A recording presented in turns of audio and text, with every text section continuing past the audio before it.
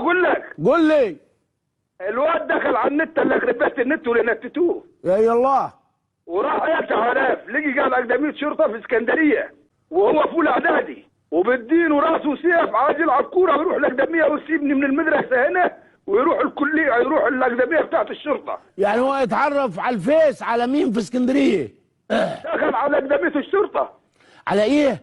اكاديميه الشرطه بتاعت النادي الاهلي. يعني هو دخل على اكاديميه الشرطه؟ وعايز يروح يقدم فيها.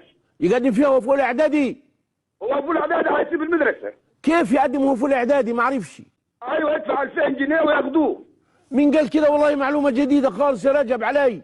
اكاديميه زي المدرسه. اكاديميه يا اخي. ايوه يعني في اكاديميه شرطه بتدرس اعدادي وثانوي؟ لا كوره اكاديميه شرطه بتاعت كوره بتاع. يعني هو انت سؤالك ليه حوالين الكوره؟ ده عايز يروح الكوره. بليه؟ عايز يروح الكوره. يعني مش ليها دعوه بالشرطه؟